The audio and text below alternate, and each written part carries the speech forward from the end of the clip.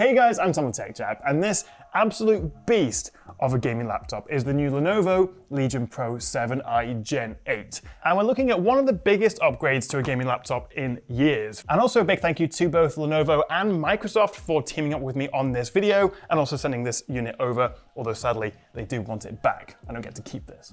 Firstly, they've crammed in one of these, well, up to one of these, obviously the slightly lower power mobile variants of these desktop cards, and this particular model has the 4080, but it can go up to the 4090. We also get the brand new 13th gen Intel processors. They've upgraded the screen, the cooling, the AI, tons of connectivity, including Wi-Fi 6E, and also a humongous 99.99 watt-hour battery. There's also a 240Hz, 3 millisecond QHD plus 500 nit display with Dolby Vision and Display HDR 400. And all in a pretty compact, understated design, especially considering this is a 16-inch 16:10 display. Although once you have the Go Faster RGB on the front and the RGB keyboard going, you're definitely getting gaming vibes. Now, price-wise, as you'd expect, these are going to be very expensive. They are the cutting-edge flagship gaming laptops, and we're looking between $3,000 for a 4080 and about $3,500 for a 4090. Now, obviously, the Legion Pro 7 Gen 8 is a high-end gaming laptop, but if you want something that still packs a punch but is perhaps a touch more affordable, then this also arrives alongside the Legion Pro 5i Gen 8. Also 16-inch, also Intel 13th Gen CPUs, up to an i9 with 32 gigs of RAM, 2 terabytes of storage, and up to an RTX 4070, all at a lower price point, although we do get a slightly different design and a 165Hz IPS display. But if you're more Team Red and prefer AMD CPUs in your gaming laptops, then there's also Lenovo's equally new Legion Pro 5 Gen 8 and Pro 7 Gen 8 laptops, dropping that I suffix but with the latest AMD 7000 series chips. But all models get Lenovo's own Cold Front 5 cooling and also AI-tuned performance. And of course, they all ship with Windows 11, which is, well, the best OS for gaming, really. We've got Game Mode, which prioritizes games at a system level. We have Auto HDR and Direct Storage for faster storage speeds.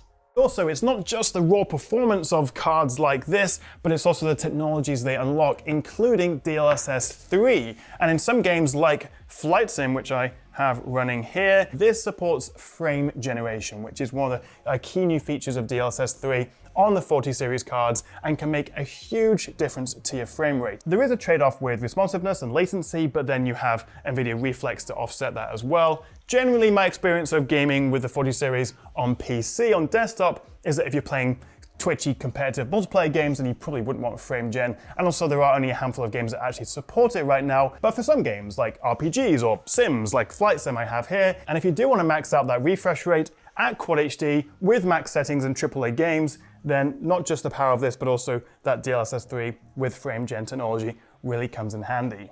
Okay, but what does that all mean for performance? First off, in Flight Sim and with ultra settings at native Quad HD+, I got around 54 FPS without and 60 FPS with DLSS set to balanced. But then, switching on frame gen actually doubled the frame rate to 120. So yeah, that definitely works, and the extra latency isn't really an issue in games like this. In Forza Horizon 5, with extreme settings, again at QHD+, I got 111 without DLSS and almost 120 with DLSS in balanced mode.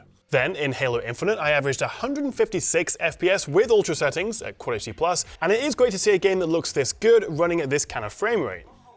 And just for a bit of fun, I booted up Rainbow Six Siege and got a ludicrous 410 frames per second at ultra settings and native resolution.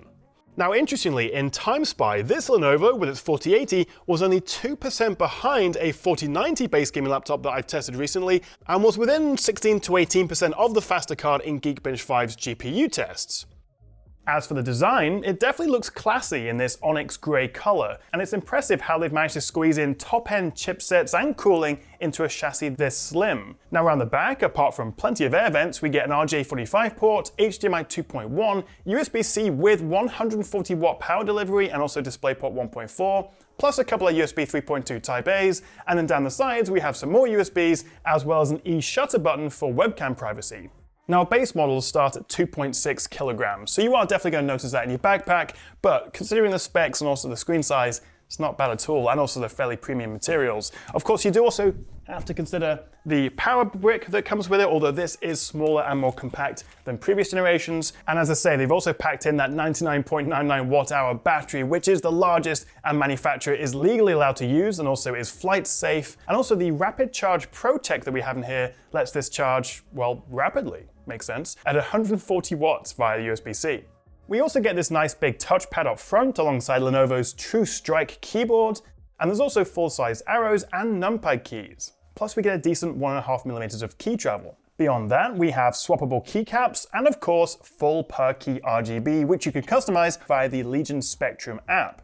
Now, let's talk about this screen. 16-inch, 16:10, and also we get VRR, G-Sync, and 3 milliseconds of response time. 240Hz refresh rate with an IPS display. Not mini LED, not quite as bright, but it still looks great. So you get tiny edge bezels with a 93.6% screen-to-body ratio if you're asking. Good color accuracy, which is of course very important if you're also going to use this for work or creative projects. You can put all that power to other use, not just gaming. And also, it folds flat.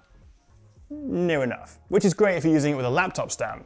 Now obviously having all that power is great, but to really stand out from a lot of the competition and also get the most out of it, you need to use that power efficiently. And that's where Lenovo's AI Engine Plus and also ColdFront 5.0 cooling comes in. The AI Engine Plus uses their LA1 AI chip along with real-time data from sensors to automatically optimize and boost your FPS in games. And the AI learns as it goes, so it will adapt to the games you play and improve performance over time. And if you do want a bit more control, you can always customize performance, fan cooling, and even overclock your system further via the Lenovo Vantage app. And as for cooling, Lenovo reckons its ColdFront 5.0 system offers best-in-class thermal tech, with improved ultra-thin 3D fan blades and also a larger air intake and exhaust, which of course is essential for keeping those clock speeds high.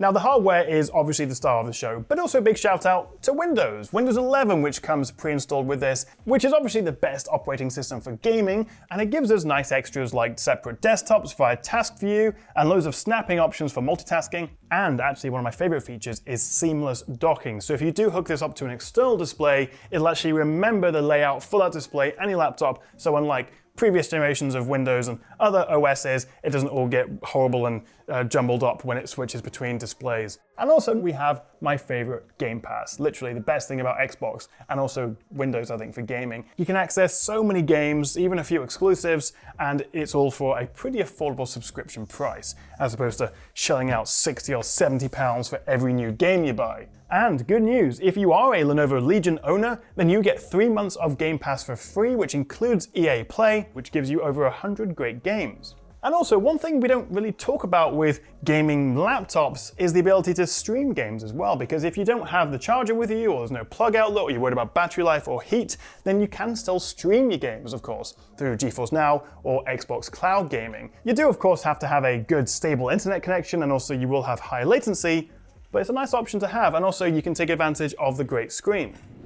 If you're thinking about getting a new gaming laptop, then 2023 looks like a great time to jump in, as we have new GPUs and new CPUs, both of which are offering a significant gen-on-gen improvement. As for this guy, the Lenovo Legion Pro 7i Gen 8, well, performance is just insane, and it's a massive jump over the 30 series base laptops from last year. And while part of me thinks that if you're going to spend this much cash anyway, maybe you should just pay the extra for the 4090 spec, this has proved that a mobile 4080 is still a monstrous GPU and ideally suited for a Quad HD Plus 240Hz setup like this. And of course we do also have the slightly more affordable Legion Pro 5i Gen 8. And also remember, so far we've really only seen the flagship specs of these new 2023 gaming laptops. If you're happy to wait a few months, then we'll have a full GPU range of options in the Pro 7i and 5i very soon. But what do you reckon? Will you be upgrading your gaming laptop this year? And if you do, which spec are you looking to go for? Let me know in the comments below. And as always, I'll see you in the next one.